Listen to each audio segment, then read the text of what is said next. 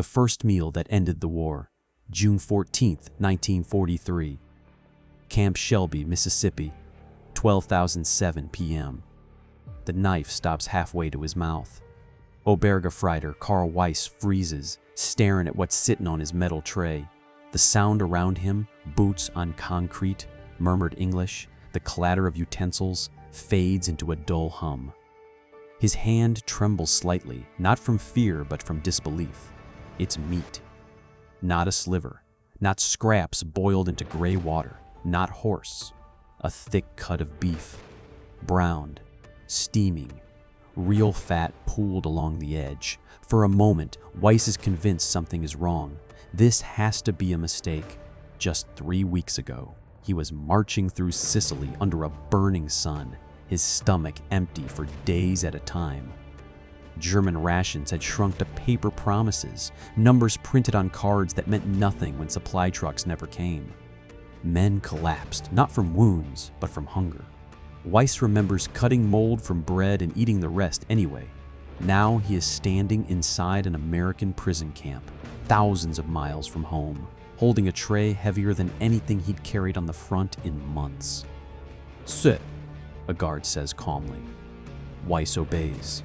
Around him, nearly 800 German prisoners lower themselves onto benches. They are thin men in worn uniforms, some still bandaged, all marked by the same hollow look. None of them speak. The interpreter's voice cuts through the silence. Lunch is standard US. Army ration. Eat. Standard. Weiss looks again. Meat, potatoes, white bread, butter, something green he hasn't seen in over a year.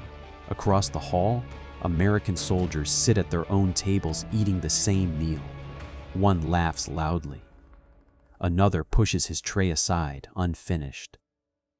Weiss feels something tighten in his chest. He cuts into the beef. The knife slides through effortlessly. He lips a small piece, hesitates, then places it in his mouth. The taste hits him like a blow. Salt, heat, richness. His body reacts before his mind does. Saliva floods his mouth. His jaw works slowly, deliberately, as if chewing too fast might somehow make this disappear. Around him, other prisoners do the same, heads lowered, shoulders hunched, men eating with an intensity normally reserved for survival. No one speaks. After several minutes, a voice finally breaks the silence. They eat like this every day?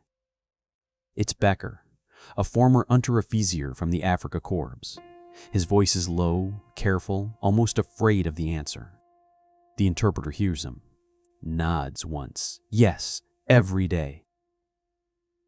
The words land heavier than any bomb Weiss ever heard. Every day, in Germany, meat had vanished from daily life years ago. Even before Stalingrad, even before the bombings. Soldiers received thin rations stretched beyond recognition. Civilians survived on turnips and ersatz bread. Meat had become a memory, a thing discussed in letters, never delivered. And here, in a prisoner camp, it is routine. Weiss looks down the length of the mess hall.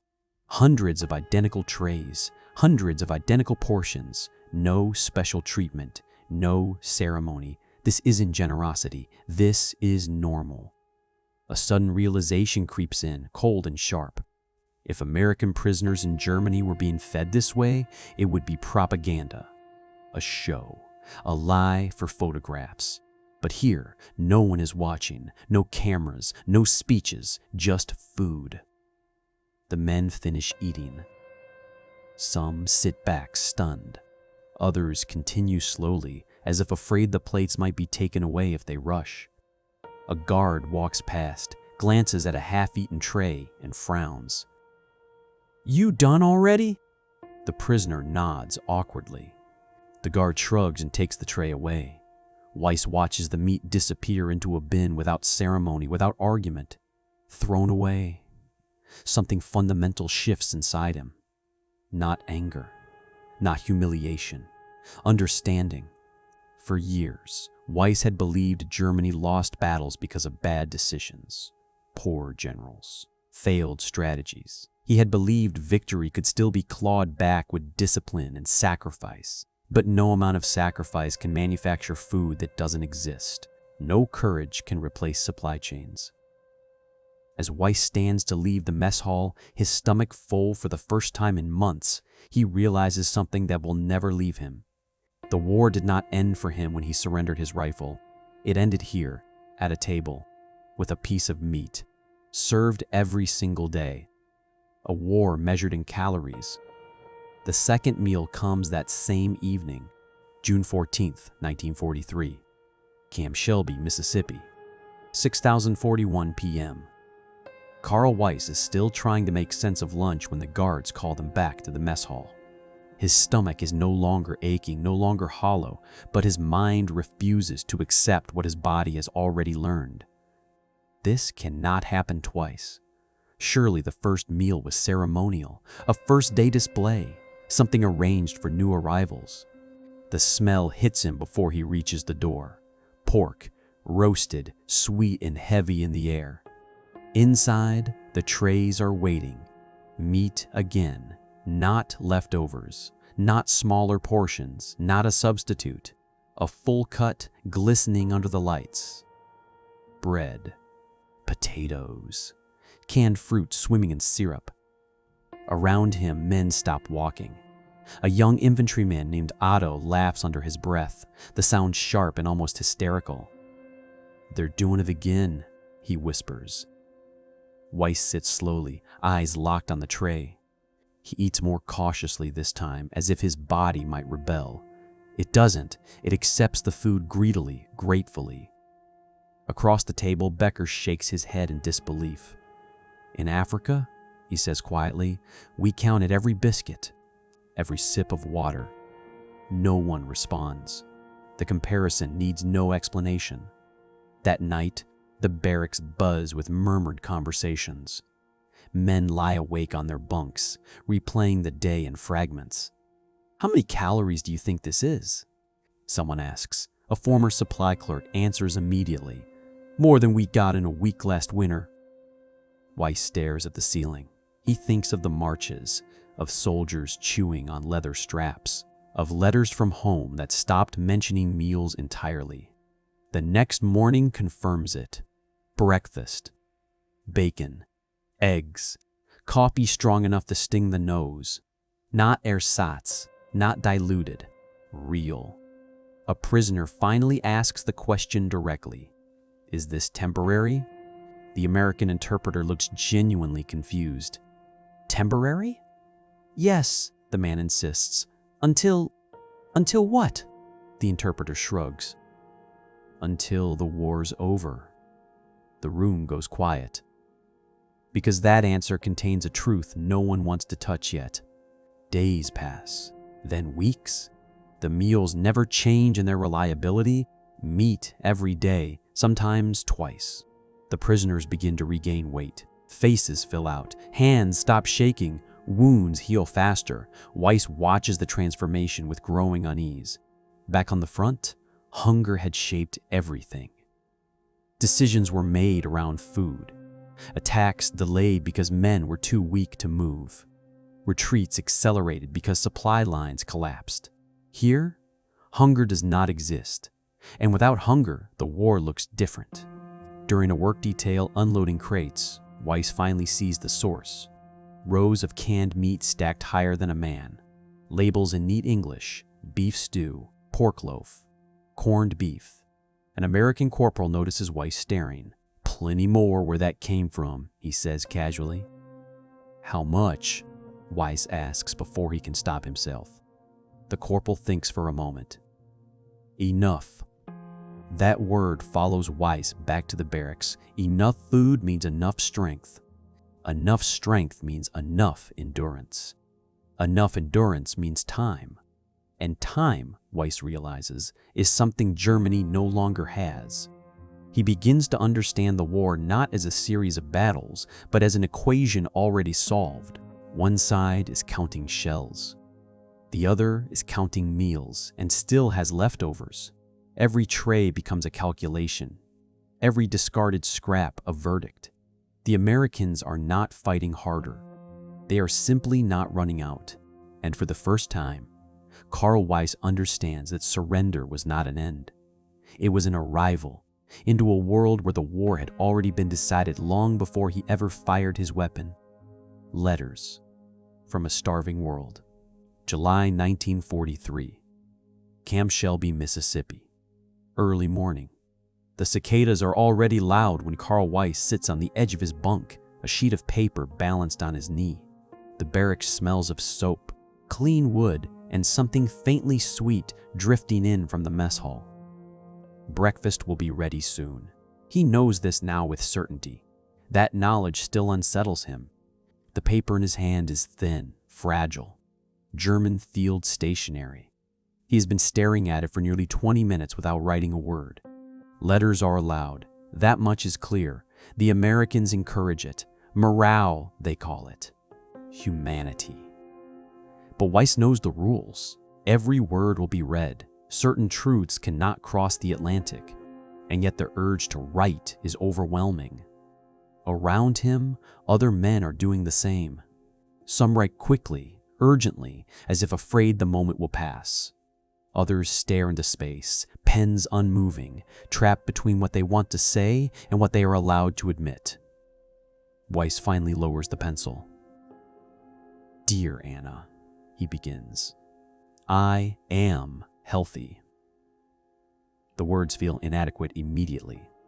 Healthy. He is more than healthy. He is stronger now than he was during his last months in uniform. His hands no longer shake. His belt has moved in a notch. Cuts heal in days instead of weeks because he eats every day. He pauses, then continues. "We are treated correctly. The guards are calm." That is also true. Perhaps more dangerous than truth mixed with cruelty. He stops again. The line he wants to write presses against his mind, fully formed and impossible. "They feed us better than you are eating right now." He cannot write that, not directly, not even indirectly. Instead, he chooses something safer. "The Americans are well supplied." He reads the sentence twice. It sounds harmless, almost meaningless. But anyone at home will understand. He folds the letter carefully, as if precision might protect it. Breakfast comes. Bacon again. Weiss eats quietly, listening to the scrape of utensils, the low murmur of voices. Conversation has changed over the past weeks. Less bitterness, more disbelief. Otto sits across from him, unfolding his own letter. He shakes his head slowly. "My mother writes about turnips," Otto says. "Only turnips, nothing else." Weiss nods. He has seen the same pattern. Food vanishes from the letters first, then complaints, then hope. A new prisoner arrives that afternoon, transferred from a camp in North Africa. He looks around the mess hall with wide eyes, barely touching his tray. "This isn't real," he says. "It can't be." Weiss recognizes the moment immediately. He has lived it. "It is," he says quietly, "and it doesn't stop." The man swallows hard.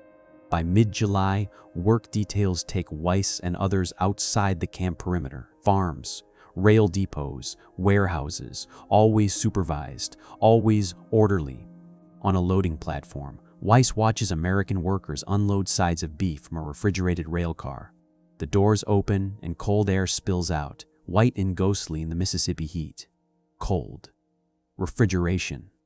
On the Eastern Front, meat spoiled before it reached the lines. Here, it crosses an ocean and arrives fresh. Weiss feels something shift again, not emotionally, but intellectually. This is not just about food. It is about systems. Back in the barracks that night, Becker sits beside him, rubbing his temples. "I used to think our problem was leadership," he says. "If only different generals, different decisions," he trails off. Weiss finishes the thought for him. Different factories, different railroads. Becker exhales slowly. More letters arrive from home. Shorter now, more careful. One mentions bomb damage. Another mentions shortages without naming them. Weiss begins to dread mail call, not because of what he reads, but because of what he cannot answer. How do you explain abundance to someone living in scarcity? How do you describe meat every day to people counting calories like currency? One evening, as the sun sets and the camp settles into uneasy quiet, Weiss realizes something that leaves him cold. Even if Germany stopped fighting tomorrow, even if the guns fell silent, the imbalance would remain. One side would rebuild with full stomachs, the other would rebuild hungry. And hunger, Weiss now understands, does not end when wars do. It only changes shape. The enemy behind the front lines. September 1943. Camp Shelby, Mississippi. Late afternoon. The heat has softened, but the work has expanded. Karl Weiss stands on a rail spur just outside the camp fence, gloves darkened with grease, watching another train roll in. It doesn't screech to a halt. It glides. Boxcars stretch down the track as far as he can see, their steel sides marked with clean white lettering. The doors slide open one by one. Inside, order. Crates stacked with purpose, pallets banded and labeled. No scrambling, no shouting, no frantic officers trying to conjure supplies that don't exist. An American foreman checks a list, nods once, and motions his men forward. The unloading begins. Weiss has seen this before now many times, enough to recognize the pattern. Food trains, fuel trains, ammunition trains, trains carrying nothing but spare parts, tires, uniforms, boots. Entire rail movements devoted to a single category of need, not improvisation. Planning. A younger prisoner beside him whispers, "How many of these come every day?" Weiss doesn't answer. He doesn't know the number, but he understands the scale. Back on the Eastern Front, trains arrived like miracles. Here, they arrive like clockwork. That difference changes everything. During a short break, Weiss sits on the platform edge, legs dangling, and watches American soldiers pass by in trucks. The vehicles are everywhere. Jeeps, cargo carriers, fuel tankers. They move without urgency, engines running freely, burning fuel without apology. He thinks of panzer units immobilized for lack of gasoline, of orders canceled because a single bridge couldn't support the weight of resupply, of men abandoning equipment not because it was damaged, but because it couldn't be fed. A guard named Miller offers Weiss a cigarette. Weiss hesitates, then accepts. "Where are you from?" Miller asks casually. "Hamburg," Weiss replies. Miller nods. "Ports. Makes sense." Weiss studies him for a moment. "You know how much food your army eats every day?" Miller laughs. "More than I ever thought possible." He flicks ash and adds, "Good thing we got farms." Farms. The word lands with quiet force. Weiss remembers marching through the Ukrainian countryside fields stripped bare, livestock gone, barns burned. The land had been turned into a battlefield, and in doing so, destroyed its own ability to feed anyone. America, by contrast, has kept its farmland untouched. Protected, productive. The enemy Germany fought was not just across the ocean, it was behind it. In the weeks that follow, Weiss begins to notice something else. Sundays, factories slow, work details shorten. Some American soldiers attend church. Others play baseball in open fields, laughter carrying across the camp. The war does not consume every hour here. Becker watches a game one afternoon, shaking his head slowly. "We needed every minute," he says. "Every day." Weiss answers without looking away from the field. They don't. That is the most dangerous advantage of all. By October, newspapers become available in limited numbers. Weiss reads them carefully, ignoring headlines and focusing on small paragraphs near the bottom of the pages. Ship launches. Production milestones. New factories opening inland, far from any threat. One article mentions a bomber plant producing aircraft faster than crews can be trained to fly them. Weiss folds the paper and stares at the wall. Germany trains men first, then begs industry to catch up. America builds first and lets manpower fill the gaps. A new group of prisoners arrives from Italy. One of them, a former officer, still carries the posture of command. He scoffs openly at camp life. "This means nothing," he insists. "Back home, we'll regroup. New weapons, new tactics." Weiss listens patiently. 3 days later, the man sits silently over his third meat-heavy meal. By the end of the week, he stops arguing. The transformation is predictable now. Hunger fades. Shock sets in. Then understanding. The war Germany fought was a war of endurance. And endurance belongs to the side that eats. Late one night, Weiss lies awake, listening to the steady hum of distant engines, trucks moving along highways that never go dark.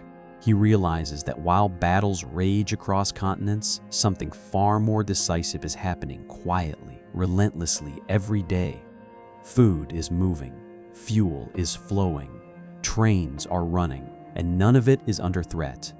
For the first time, Weiss sees the enemy clearly, not as a soldier aiming a rifle, but as a system so vast it cannot be starved, so distant it cannot be bombed into submission. The front lines, he understands now, were never the heart of this war. They were just the edges. When hunger stopped being a weapon, December 1943, Camp Shelby, Mississippi. Before dawn, cold air drifts through the barracks, light enough to fog breath, but not enough to bite. Karl Weiss wakes before the whistle, as he often does now. His body has learned new rhythms, sleep that is uninterrupted, mornings that begin without pain in the gut. He sits up slowly and listens. No artillery, no engines straining in the distance, no shouts of men rushing to meet a crisis. Just quiet. That quiet would have terrified him a year ago. On the front, silence meant something was about to go wrong. An ambush, an airstrike, a shortage. Here, silence means routine. Roll call comes and goes. Breakfast follows. Eggs, bread, bacon again. Weiss eats without ceremony. He no longer stares. The shock has settled into something heavier, comparison. Winter letters arrive more frequently now. The handwriting is tighter, more careful, as if space itself has become expensive. His sister mentions cold rooms, broken windows taped over. She does not mention food at all. That absence speaks louder than anything written. Weiss folds the letter and tucks it beneath his mattress. Around him, other men do the same. No one reads letters aloud anymore. The contrast has become too sharp. During a work detail that afternoon, Weiss is assigned to a warehouse on the edge of the camp. Inside, the air smells of metal, dust, and preserved food. Shelves rise toward the ceiling, stacked with crates in precise rows. He walks past labels he has learned to recognize by heart. Beef, pork, flour, sugar. A forklift hums past, carrying a load heavier than an entire German company's weekly ration. Weiss watches it disappear into another aisle and feels a strange mix of awe and resignation. This is what it looks like when hunger loses its power. Back in Germany, hunger had been a weapon, used by necessity, endured by discipline. It drove men forward when fear failed. It made them accept orders they would have questioned under different conditions. Here, hunger simply does not exist, and without it, everything else changes. That evening, Weiss sits with Becker and Otto at the end of the barracks. Conversation drifts, as it often does now, toward the future. Not victory. Never victory. What will Germany look like after? Otto asks quietly. Becker shrugs. Smaller. Hungrier. Weiss says nothing, but his mind fills in the rest. Cities in ruins. Rail lines broken. Farms stripped bare by years of total war. a population already weakened before rebuilding even begins. Across the ocean, America prepares for something else entirely. A guard named Miller stops by the barracks door later that night, clipboard under his arm. He mentions casually that more troops are shipping out soon. Another landing. Another front. "We've got what we need," Miller says, almost to himself. Just takes time to move it all. Time. That word again. Weiss realizes that the war has become a matter of scheduling for one side and survival for the other. As winter deepens, the prisoners gain weight. Faces fill out. Coughs disappear. Men who once could barely lift crates now work full shifts without complaint. The cruelest truth reveals itself quietly. German soldiers, starving on the front, are weaker than German prisoners in America. The realization spreads without being spoken. One night, Weiss dreams of standing in a ruined German city holding a ration card that dissolves in his hand. He wakes with a start, heart pounding, then lies still, listening to the calm breathing of dozens of well-fed men around him. Morning comes, breakfast comes. The cycle continues, and somewhere between one meal and the next, Karl Weiss understands something that will stay with him forever. Germany did not lose the war when its armies retreated. It did not lose when its cities burned. It lost when hunger became permanent, and its enemy's hunger never arrived. 2 tables, 1 war, February 1944. Camp Shelby, Mississippi. Evening. Rain taps softly against the barracks roof as Karl Weiss sits on his bunk, boots off, jacket folded neatly beside him. The air smells faintly of wet earth and soap. Supper has just ended. Beef stew tonight. Thick, heavy with potatoes and carrots. Enough that several men left food behind without thinking. Across from him, Otto stares at a letter in his hands. He doesn't open it right away. He already knows what it will say. "Read it," Becker urges gently. Otto shakes his head. "Later." Weiss understands. The letters have become mirrors now, showing 2 worlds side by side, impossible to reconcile. When Otto finally unfolds the paper, his shoulders sink almost immediately.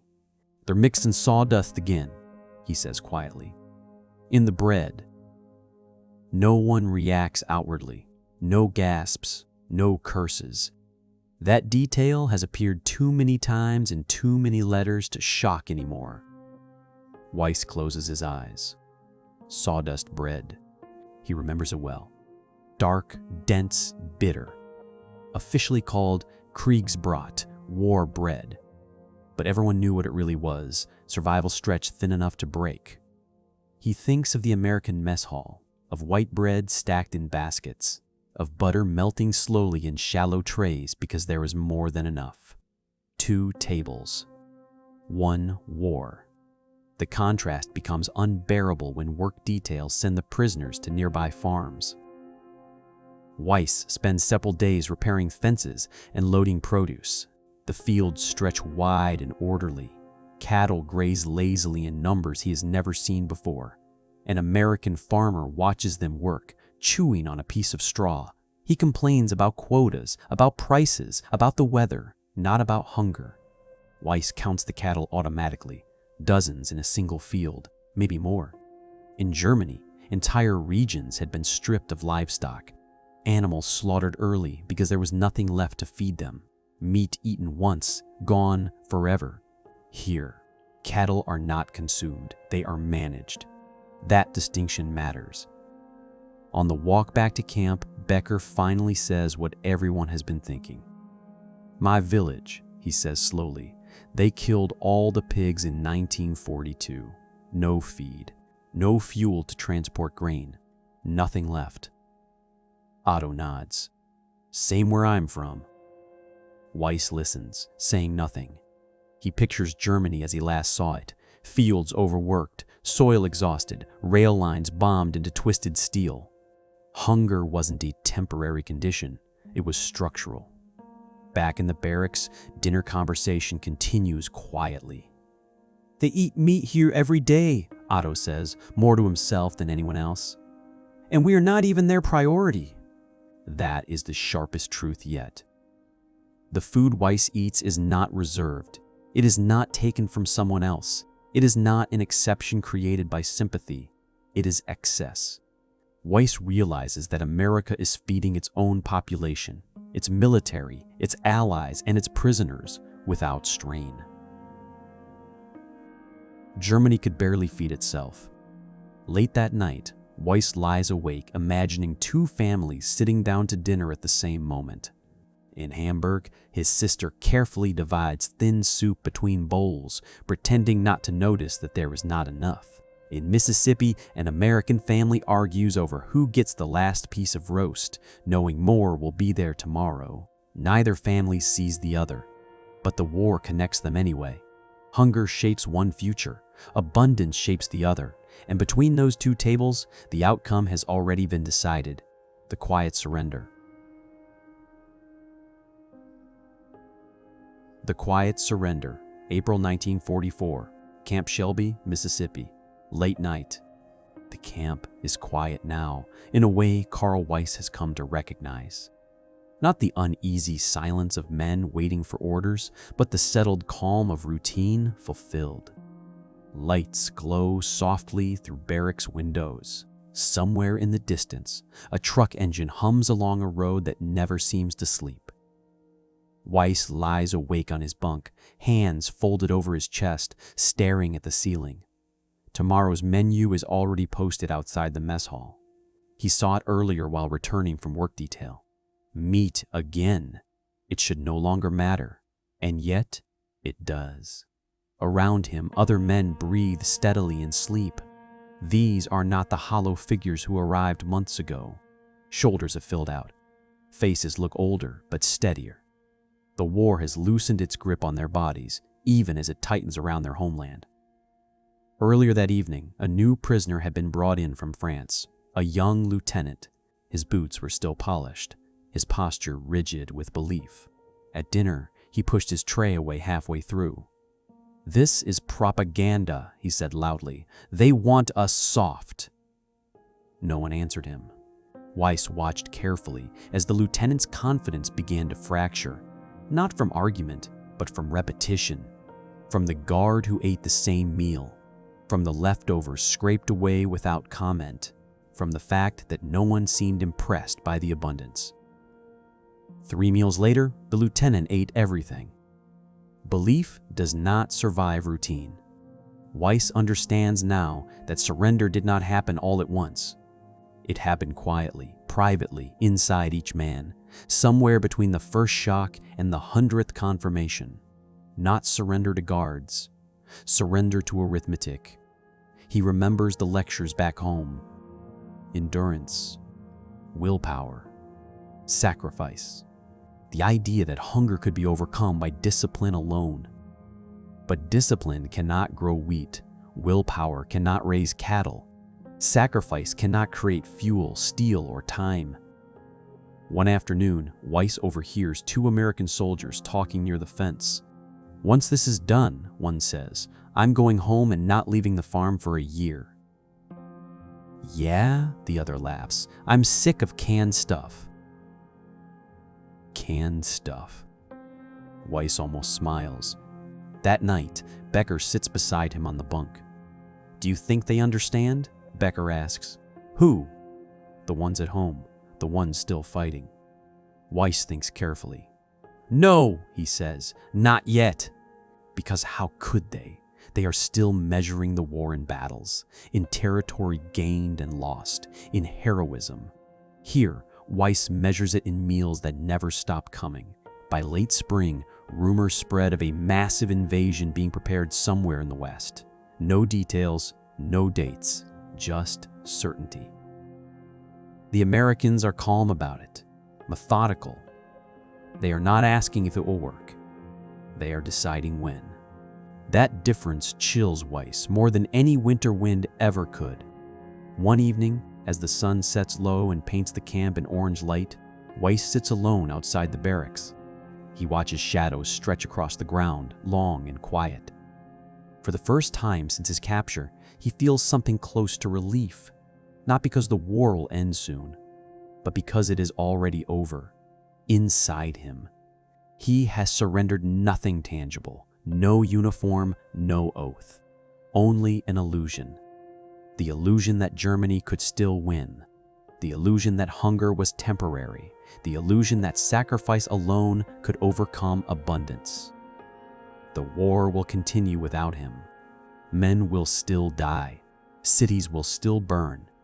But for Karl Weiss, the moment of defeat arrived without gunfire. It arrived on a tray, every single day. After the guns fell silent, May 1945, Camp Shelby, Mississippi. Morning. The war ends without fanfare. No sirens, no shouting, no sudden release of tension. Just a notice posted outside the administration building, typed cleanly in English and German. Germany has surrendered. Unconditionally. Karl Weiss stands among dozens of other prisoners reading the words again and again, as if repetition might reveal something hidden between the lines. Some men cheer quietly, others stare. A few sit down where they stand. Weiss feels nothing at first. The mess hall opens on schedule, breakfast is served, meat is on the tray. That is when it finally hits him. For nearly 2 years, this place has existed outside the war's violence, but deep inside its meaning. While cities burned and armies collapsed, the system that fed him never faltered. Not once, not during offensives, not during defeats, not during victory. Even now. At a nearby table, Otto lowers himself onto the bench and exhales slowly. "It's over," he says, as if testing the words. Becker nods. "It was over a long time ago." No one argues. Later that day, an American officer addresses the prisoners. His tone is calm, professional. Repatriation will take time. Germany is shattered. Transport is difficult. Food shortages are severe. Severe. Weiss closes his eyes.